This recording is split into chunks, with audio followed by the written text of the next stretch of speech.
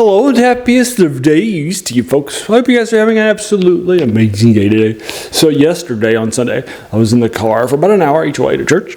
We went to a longer place than for you folks, and so I thought I would go back and knock out another short story by Clark Ashton Smith after the Pythagoras cycle collection finishes in a week.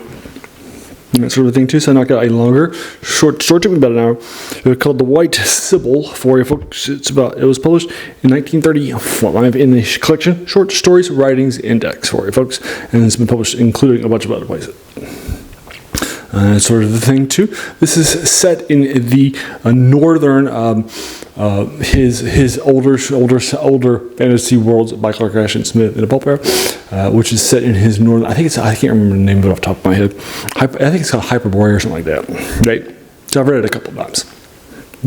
For you folks, I'll link it to you online as a free link and that sort of thing too, because that's where I read it in that car on the way there and back in again. So basically what's happening in The White Sybil by Clark Ashton Smith is that we have a character who has their man, and he arrives in the town and that sort of thing too, and then there is a woman that he sees and that sort of a thing too.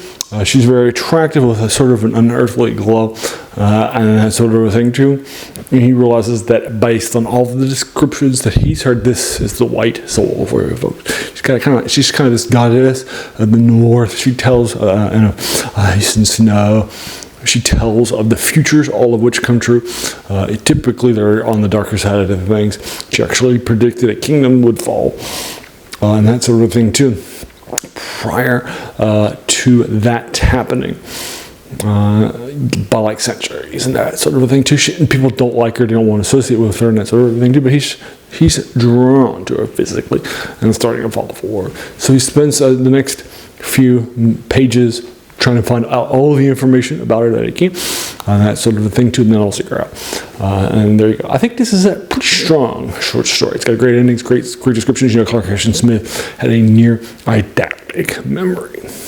What he read, he typically remembered very, very quickly.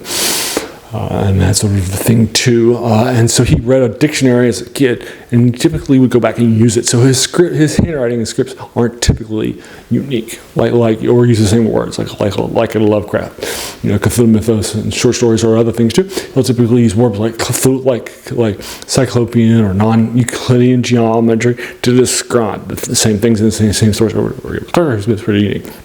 Yeah, so his writing style is very, very unique for those reasons, because he doesn't use the same handwriting, numbers, names, and that sort of thing too.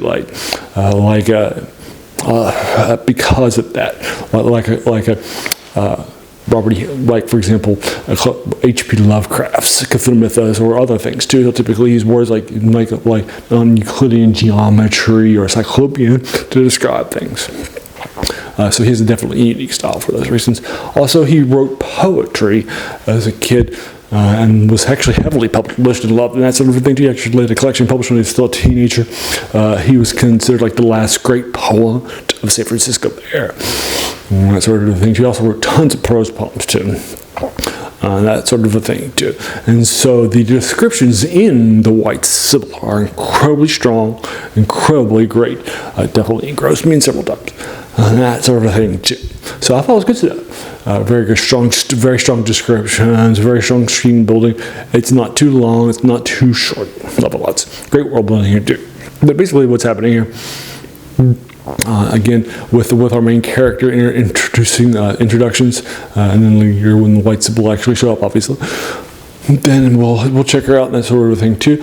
And so basically, I feel like the ending's great too. Clark Ashton Smith was also definitely known in the time for having these twist CAS endings. It has it, dude.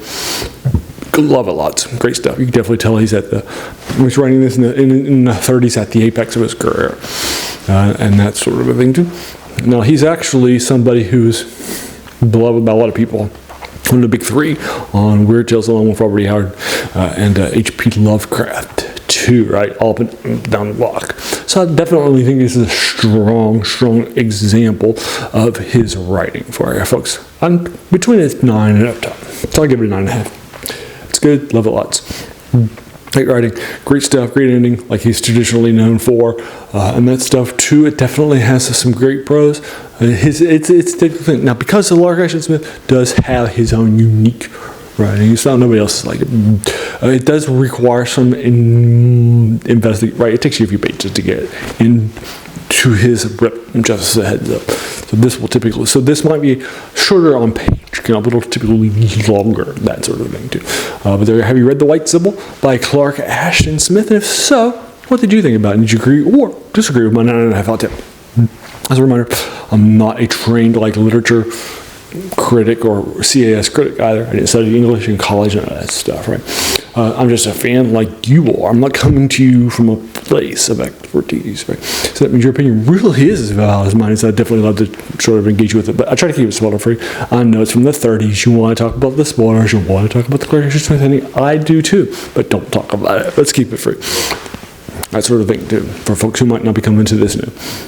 Links to you in the comments below again for free, so you can check it out. Just like I did on my phone, on the car, and all that good stuff. All right, for you folks. And there you are. And then check out all the good stuff that he's done too for this channel. Love it lots. All right. And so there you are. Also, I do older reviews of three older reviews a week like this. In fantasy, science fiction, and horror. This is fantasy is definitely a big name in fantasy, heavily influential. On modern stuff like Dungeons and Dragons, or with his Castle Amber series, or the Seven Gaseouses, which heavily sort of emulates early Dungeons and Dragons by Gary Gygax. That sort of thing too. So he's heavily influential on modern stuff too. Beloved by a lot of folks too. And he's one of my top 10 favorite authors too, which you can check out. Recently published that. So check that out all up and down the block for you folks.